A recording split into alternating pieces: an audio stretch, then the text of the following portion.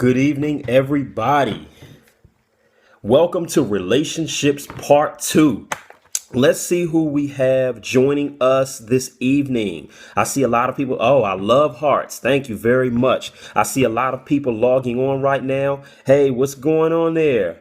Let's see. Let me know where you're from. And also tell me your name. I like to see names. And guys, I love when you dialogue with me. I definitely want to hear your questions, your comments, your thoughts, anything you can contribute to the discussion. Nisi from South Florida, what's going on? Ramona from Richmond, Virginia, welcome to Relationships Part 2. Tina, what's going on?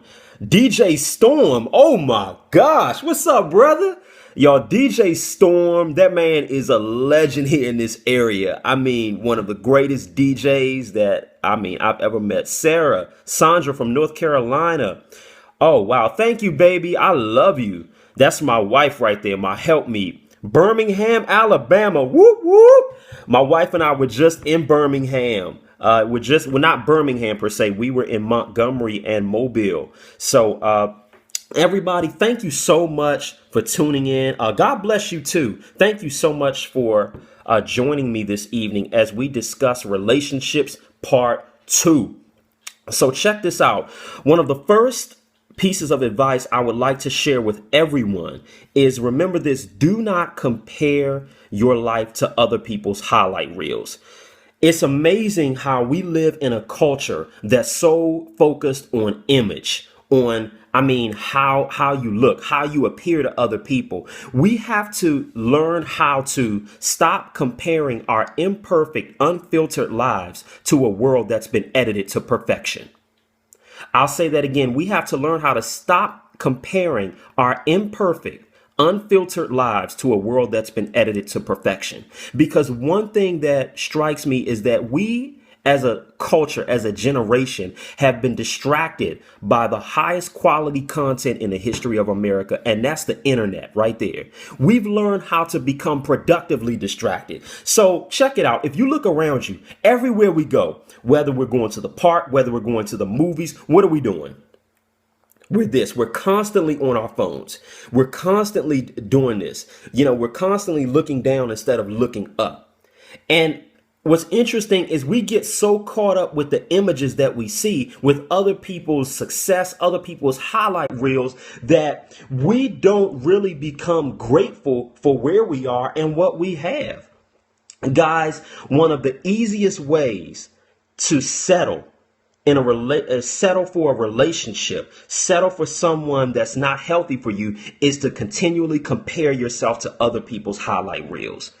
When people post pictures on the internet of their boo or their relationship, and I'm not knocking any of that, don't get me wrong. I think it's really good when you can show other people, the love that you have, and also show what God has done in your relationship. That's wonderful, because my wife and I do it, and we do it to really have a positive impact on people. We show pictures because we want other people to know, hey, we're not perfect, but we love each other, that we care about each other, because I feel like other people need to see success. They need to see that other people are evolving. So that's great. But we have to remember that what you see posted on Instagram, what you see posted on Facebook, that's just a highlight reel. That's just a picture that was taken in a split second.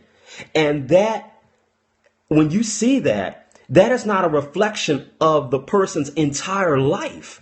We have no idea what's going on behind the scenes. I see right here, someone said it's not success, that's status, unless you stay humble. Much love. Well, what I'm saying is that it's good to show the success that God has blessed you with. It's okay. It's nothing wrong with showing people, hey, this worked for me. This is what can work for you.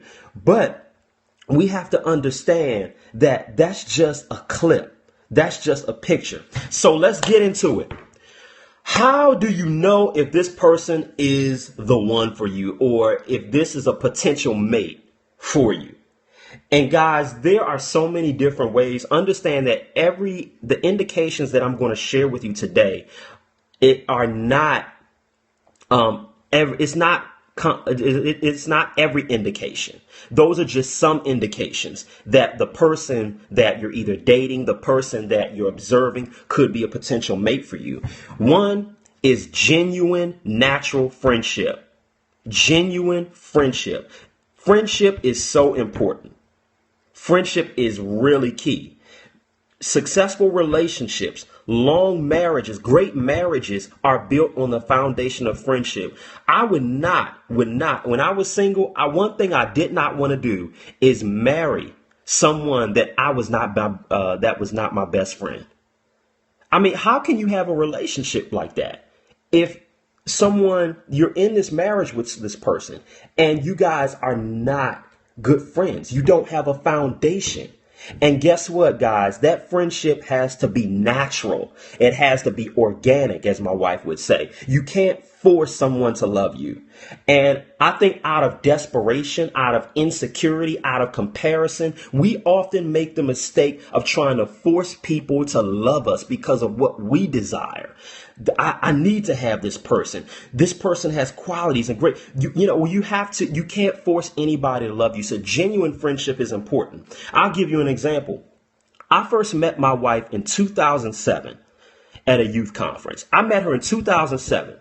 When I first met her, we had not yet just become friends initially. We had started talking. We were getting to know each other because I was joining an organization called Worth the Wait. I want to give a shout out to Dr. Lindsay Warren, who's the founder of Worth the Wait, a movement that promoted sexual purity and the lifestyle of sexual purity and the importance of understanding why it's important to keep your body. So when I met my wife, that friendship developed over time.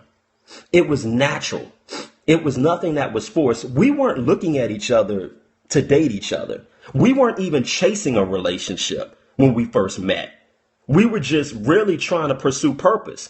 That was 2007. 2008 is when our friendship grew strong. 2008 is when I knew that I had a best friend. Our chemistry we just started connecting. We were talking a lot, and it was all for the right reasons. Someone asked, is it worth staying because you were together for so long? Wow, that's a very, very good question. I'm going to get to that in just a moment, but I want to talk about this friendship piece. Our relationship had to grow, and it got to a point where I told my wife, who was my friend then at the time, I told her, I feel like I can trust you with my life. See, those were words that I shared. I felt like I could trust her. I felt like as a friend, what if she's perfect on everything, but you aren't physically attracted to her? Brother, look, check this out. God isn't going to have you spend a lifetime with somebody that you're not attracted to. I'm sorry. Hey, that you're not physically attracted to. I'm glad that I can look at my wife, wake up next to her every morning and like what I see. Let's be real. Y'all, let's really be real. Let's be real for a second. Come on. You don't want to look at somebody and just start hearing sounds from a vampire movie. You don't want any of that. I got you now. You want, God is going to have you not only have natural chemistry with somebody, but it's going to be somebody that you desire. It's going to be somebody that you're attracted to. And that doesn't mean everything is based on looks, but God knows what our needs are. We're human also. We're not only spirits, we're human. So we have human desires. But with this friendship piece, so genuine friendship was number one. And so it got to a point where we got so close. I observed my wife for a while. I watched how she interacted with people. I invited her on my radio show at the time. I watched how she interacted with her family. I worked up the nerve to ask her out on a date, on an exclusive date, because I said, you know what? I see this woman as being a potential mate for me. Let me ask her out. But what's interesting is before I even asked her out on a date, both of us knew that we were meant for each other. Both of us, I knew, you know what, I'm going to marry this woman. God had kind of confirmed to me. So genuine friendship is number one. Number two, future compatibility.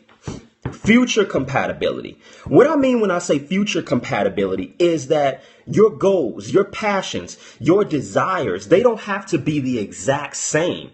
They don't have to be exactly the same, but they have to complement each other. You know, a lot of us focus so much on is he compatible with me? Is she compatible? But we don't focus enough on future compatibility. When you are committing to marry someone, you're not only marrying them, you're marrying their family, you're marrying their mother, you're marrying their their purpose. You're basically marrying. Okay, someone asked, what does that mean? Barbados Beauty, thank you for asking. Can you clarify when you say what does that mean? What is that specifically? Because I want to be clear to everyone. Yes, they must fit into where you're going. That's what I'm saying. Future compatibility. Are your destinies compatible? Because if if you know that you have a purpose, you're called to do something on this earth. We were all, do your goals and purpose line up for the future? That's exactly what I'm saying. One thing that stood out about my wife, Jennifer Lucy, and I, Jennifer and I both love people. We both desire to preach the gospel. We both have a passion to take the love of God to the nations. We both had a passion for life, for business, and we both love God. Those were desires that we both shared. And what's interesting is that my wife was actually being a helpmeet to me, even as a friend, before we were even married. That doesn't mean I was getting benefits. I'm not saying that. She ain't give a brother none. Let's be clear. Let's be real. I wanted to have sex, but I thank God that we held that together. We kept it pure to the marriage bed, and it was all worth it. She was worth the wait. Guys, this is real conversation, So yeah, she was being a helpmeet to me. And what I mean by that is I could see her adding to my life before I even proposed to her. That's key. The person you're dating, are they adding value to your life? Are they adding to your life, or are they subtracting from your life? Because you're already valuable. You can do bad all by yourself. You don't need anybody helping you. All right. That's one thing you don't need. And even before my wife, I was in a serious relationship, some years prior, but that relationship didn't work out because the young lady was a good woman. She was a Christian woman, but we just were not a good fit for each other. That's not that was not a part of my purpose. What if a person you're dating betrays your trust? Does that automatically mean they aren't the one? Wow. That's a very good question. If a person betrays your trust, you have to basically, number one, I encourage you to have a relationship with God if you don't, to accept Christ as your Lord and Savior, because hearing from God is so critical, especially when it comes to choosing who you're going to marry, who you're going to live with for the rest of your life. If a person betrays your trust, okay, how are they? Because trust is serious. Trust is something that definitely has to be earned. How are they improving upon their mistake would be my question. Watch how they progress. Are they continually breaking your trust, or are they working to develop in the area that they fell in? If you see progress, that's definitely a good thing. You see progress, you want to definitely see growth in a person. Someone said everything is forgivable, but not everything is acceptable. Interesting. You got to ask the Lord if you should move forward or not. That's very good. Very good. And also, you have to look at how that person is evolving, as I said earlier. How are they growing? Because too many people date at the level of just someone's potential. And what's interesting is if all you see is potential, but you see no progress, all you're stuck with is potential. All you're stuck with is potential at that moment. So one thing that attracted me to my wife is that she evolved. She became even better as time went on. She evolved. How does one? I'm sorry, I missed that question. Whoever asked that a question a moment ago, I like for you. Oh, no problem. I enjoy answering your questions. No problem. I like for that person. I couldn't tell what their name was, but I definitely would like for you to ask your question again. But That was number two. So we said genuine friendship was one. Number two is future compatibility. Number three, another reason, another way that you can tell that a person is the mate for you. Have you had a conversation with God? Peace. Because, and that's very important, because I want to share with you guys what's worked for me. I would not have asked my wife out on a date if I had not had a conversation with God first about it. That's just where I am. And there may be some people on this Periscope, you don't believe in God, you don't have a relationship with God. I'm just sharing what works for me. Because one thing, you're going to feel peace. Too many of us. Okay, there's the question. How does one enter a relationship or even begin to think about it when they have trust issues? Guys, check this out. Too many of us don't spend enough time working on us before we try to start chasing a mate. If you have trust issues, one thing is you have to take time out to make sure that you're healing from your past, so that you don't make the mistake of bringing your past into your present. And that doesn't mean you're going to be perfect. Trust issues. I met so many people and so many women that treat a good man like the man that broke their heart. And that guy is not what your past was. So don't allow a good thing to pay for your mistakes, for the last person's mistakes. Don't allow that good man or that good woman to pay for someone else's mistakes. So when it comes to trust issues, that's something that you have to take time, spend time with God about, really release that. Ask God to heal you on the inside. What if they aren't ready, but you are? How long do you wait? Oh, that's a very good question. Before I get to that, definitely take the time to make sure that you're healing, because a lot of times we try to, if you're not healed and you try to get this person to fill a void that only God can fill, then what happens is you end up recreating the same hostile environment that you had before.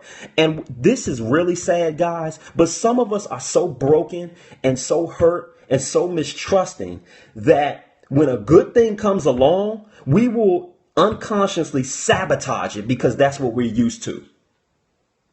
We will sabotage a good thing because we're used to things not working. That's unhealthy. That's toxic.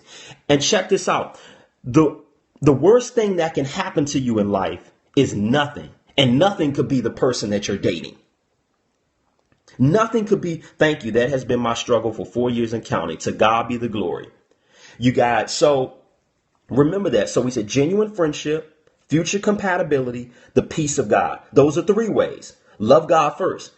Just like a vacuum cleaner was created to vacuum floors, a vacuum was not created to go pick up leaves outside in the yard. If I took the vacuum right now in our house and went outside and started trying to use it on the yard, not only would my wife not like that because we spent so much money on it, she would be wondering what the heck I'm doing. We're built and wired the same way. In order to know the purpose for anything, you have to go back to the creator and the manufacturer. What was it intended for? What were you created? So my encouragement to everybody as we get ready to end this broadcast, don't be desperate and pressed. Don't chase a mate. Chase your purpose. When you chase your purpose, along the road, along that way, your mate is going to be right there. Matthew 6:33, seek ye first the kingdom of God and his righteousness, and all these things will be added. Guys, wearing summer clothes in winter will never make summer come faster, but you will get sick though. In other words, dating one person after another, back to back, playing the field is not going to bring your mate. That method is not proven to work. Because you're dating all these different people. And what happens, this person doesn't work. Let me go to the next one. This person doesn't work. Let me go to the next one. Now you end up practicing divorce. So they're not working for you. Let me move on to the next one. So what happens is if somebody doesn't fit your fantasies and your conveniences, now you're ready to run. And the sad thing is, too many of us have not stayed committed to anything long enough to even think about being in a marriage, to even think about being in a relationship, because we haven't learned how to be committed. We're too used to quitting when it feels bad, when it doesn't feel good. So this term, playing the field, is what I've heard. Playing the field, going from one person to the next, dating continuously. The reason why I believe personally why that may not be safe is because when you're playing the field, injuries can occur. It's just like playing sports, playing football. When you're out there, the longer you play, and any athlete that's played football or played any sport long enough will tell you that they've had an injury at some point. So I like to start with yourself. Being single is the best thing I've done. Well, guess what? If you're single and you're happy, stay happy. Get married when you meet someone that adds to your purpose and adds to that.